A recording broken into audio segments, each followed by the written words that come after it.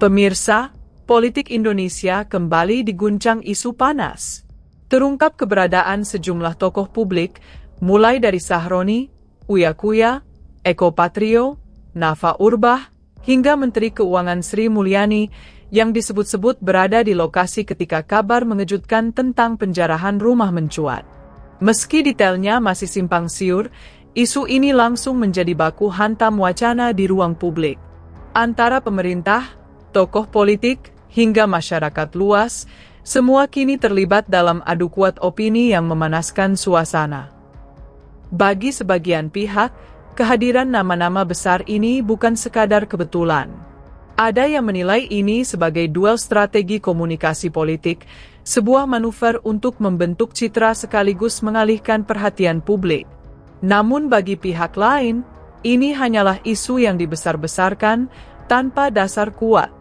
Inilah yang membuat eskalasi politik terasa semakin panas antara realitas lapangan dan narasi yang berkembang di media.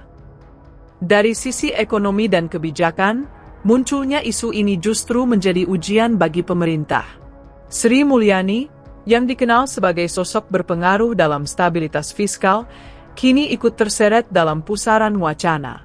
Pertanyaannya, apakah ini akan memengaruhi kepercayaan pasar atau justru sekadar riak kecil dalam dinamika politik nasional? Sejarah mencatat, politik Indonesia kerap diwarnai dengan isu dramatis yang memancing opini publik. Dari era reformasi hingga kini, peristiwa semacam ini selalu menjadi momentum adu kuat strategi antara pemerintah dan oposisi, antara elit politik dan suara rakyat. Secara global, isu-isu domestik seperti ini juga tak luput dari perhatian.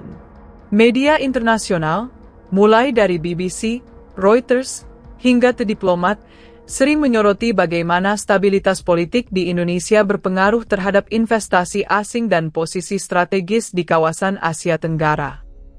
Pemirsa, apakah isu ini akan mereda sebagai gosip politik biasa, atau justru menjadi titik balik strategi kekuasaan?